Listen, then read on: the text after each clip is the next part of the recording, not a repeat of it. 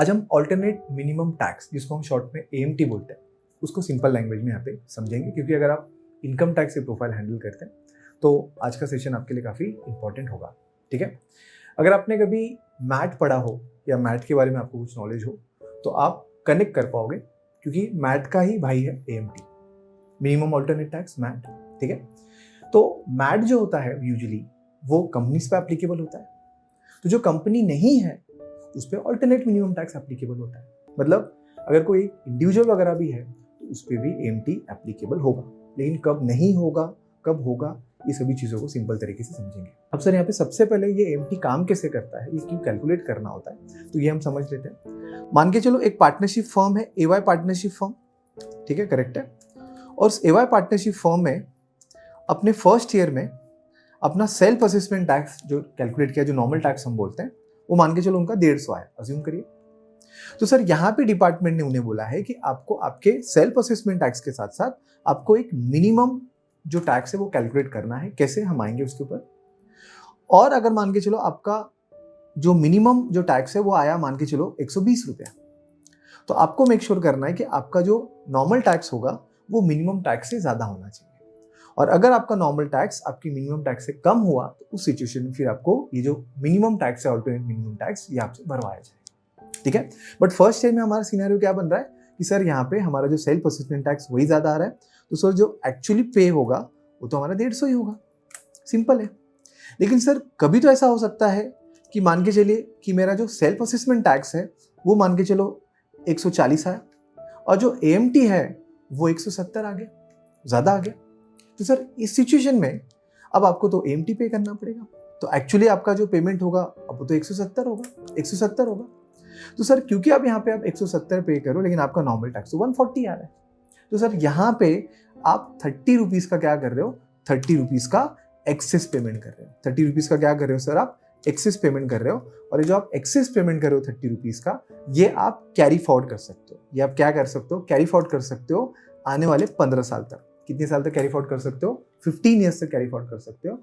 और ये जो कैरी फॉरवर्ड करोगे ये आप फ्यूचर में एडजस्ट कर सकते हो उस साल जिस साल आपका सेल्फ असेसमेंट टैक्स आपके ऑल्टरनेट मिनिमम टैक्स से ज्यादा आएगा। कब एडजस्ट कर सकते हो, जब आपका SAT AMT से ज्यादा आएगा। कैसे, मान के चलो आपका थर्ड ईयर है और थर्ड ईयर में आपका जो SAT आया वो मान के चलो 200 आया।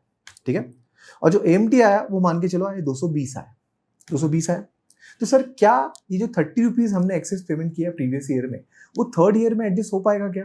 बिल्कुल नहीं हो पाएगा, क्योंकि अभी हमने डिस्कस किया कि ये एक्सेस पेमेंट तभी एडजस्ट होगा, उस साल एडजस्ट होगा जिस साल आपका SAT AMT से ज्यादा आएगा। यहाँ पे आ रहा है क्या? नहीं सर। सर इस सिचुएशन में अगेन मुझे AMT ज्यादा पे करना पड़ रहा है और अब मेरा जो एक्सेस पेमेंट हो चुका है पहले का 30 बैलेंस ऐड करके अब टोटल 50 हो गया है। कितना हो गया? 50, क्योंकि यहाँ पे भी हमने 20 का एक्सेस पेमेंट किया है, यहाँ पे 20 किया है, तो पहले का 30 और 20 मिला के अब कितना हो गया? एक्यूमुलेट होके 50 हो गया, है कि नहीं?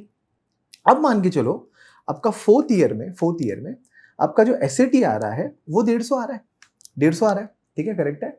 और जो AMT आ रहा है वो आपका 110 आ रहा है, मान के चलो। तो सर यहाँ पे इस सिचुएशन में अगर आप देखें तो यहाँ पे आपका SAT ज्यादा आ रहा है AMT से, तो आपने अभी बोला था कि अगर आपका SAT AMT से ज्यादा आया तो अब जो आपने एक्सेस पे किया था आप एडजस्ट कर लेना, तो आप एडजस्ट कर सकते हो। लेकिन जब आप एडजस्ट करोगे तो उन्होंने क्या बोला है कि आपको इतना तो मिनिमम भरना है।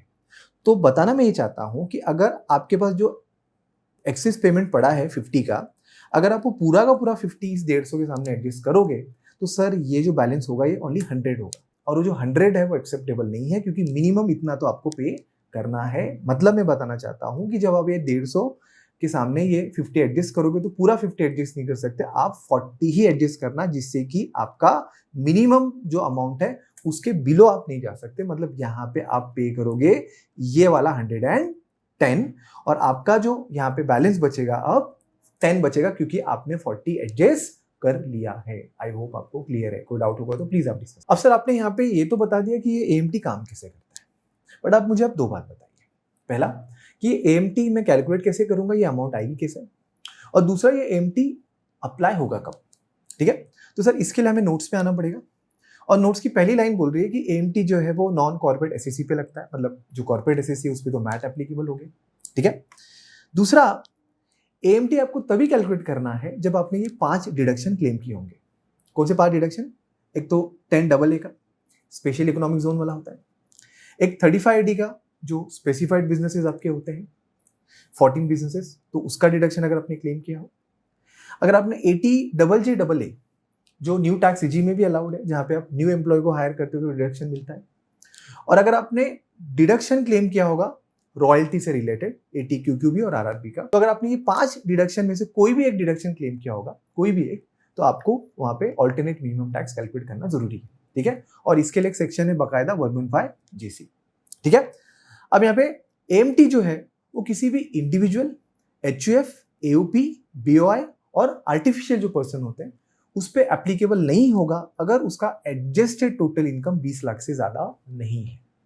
करेक्ट है? एडजस्टेड टोटल इनकम कैसे कैलकुलेट करते हैं उस पर भी मैं आता हूँ। ठीक है, नेक्स्ट यहाँ पे समझना है कि AMT is not applicable if the SAC opted for new tax regime. मतलब अगर आपने न्यू टैक्स रिजीम ऑप्ट किया है तो वहां पे AMT कैलकुलेट करने की जरूरत ही नहीं है। तो सर आज के सिचुएशन में जो मोस्ट ऑफ द जो इंडिविजुअल्स वगैरह हैं, करेक्ट है, वो तो न्यू टैक्स रिजीम में ही जा रहे हैं क्योंकि वहाँ पे टैक्स कम एप्लीकेबल हो रहा है। तो सर AMT का फिर क्या मतलब होगा? तो सर मैंने क्या बताया कि जो नॉन कॉर्पोरेट SAC होते हैं, और नॉन कॉर्पोरेट SAC में इंडिविजुअल के साथ साथ आपके फर्म और LLP भी तो आते हैं, उनके लिए तो कोई अल्टरनेट टैक्स रिजीम है नहीं, न्यू टैक्स रिजीम है नहीं। तो सर उन्होंने अगर ये डिडक्शन क्लेम किया होगा तो सर उन्हें जो है बेसिकली यहाँ पे AMT ध्यान रखना है, क्योंकि वैसे भी अगर आप न्यू टैक्स रिजीम ऑप्ट करते हो तो आपको कोई डिडक्शन मिलता ही नहीं एक्सेप्ट 80JJAA में। ठीक है, और नेक्स्ट अगर हम बात करें तो यहाँ पे ये जो AMT का रेट है वो 18.50% होता है। किस पे कैलकुलेट किया जाता है? Adjusted total income. अब ये एडजस्टेड टोटल इनकम कैलकुलेट कैसे करा जाता है तो इसका कंप्यूटेशन हमें पढ़ना पड़ेगा। तो कंप्यूटेशन में सबसे पहला आता है कि जो आपका इनकम टैक्स के हिसाब से नेट टैक्सेबल इनकम आता है, जो चैप्टर 6 से का डिडक्शन माइनस करने के बाद वो लेना है। उसमें आपने ऐड करना है deduction under section 80JJAA, ATQQB और RRB अगर आपने वो लेस किया होगा तो ऐड करना है, क्योंकि मैंने क्या बात की कि ये 5 डिडक्शन क्लेम किए होंगे तभी आपको ये कैलकुलेट करना है। फिर आपको ऐड करना है 10AA का डिडक्शन, करेक्ट है, जो आपने क्लेम किया होगा। और फिर आपको ऐड करना है सेक्शन 35AD का कैपिटल एक्सपेंडिचर जो स्पेसिफाइड 14B, और इसमें से एक ही चीज आपको लेस करना है, वो होगा डेप्रिसिएशन। किस चीज का डेप्रिसिएशन? अगर आपने कभी इनकम टैक्स पढ़ा हो तो अगर आप कोई कैपिटल एक्सपेंडिचर का 35AD में डिडक्शन क्लेम करते हैं तो सर उस सिचुएशन में उसका हमें डेप्रिसिएशन नहीं मिलता। तो क्योंकि वहां पे उसका डेप्रिसिएशन नहीं मिलता तो अगर हम 35AD डिसअलाउड कर रहे हैं तो उसका डेप्रिसिएशन हम क्या करेंगे? क्लेम करेंगे, लेस करेंगे। वही चीज बोला है यहाँ पे, हमें वो लेस करें। और ये पूरा एडजस्टमेंट करने के बाद आपका आएगा एडजस्टेड टोटल इनकम, जिसपे आपको 18.50% का ऑल्टरनेट मिनिमम टैक्स पे करना है। और मजे की बात क्या है कि अगर कोई इंडिविजुअल HUF वगैरह है तो वहां पे तो आपको AMT भरने की जरूरत नहीं है अगर ये एडजस्टेड टोटल इनकम 20 लाख तक रहा तो। आई होप क्लियर है। तो यहाँ पे हमने सिंपल तरीके से ऑल्टरनेट मिनिमम टैक्स को समझा है, बट फिर भी अगर आपको कोई डाउट दिक्कत होगी तो कमेंट सेक्शन में पूछ लीजिए। Thank you so much.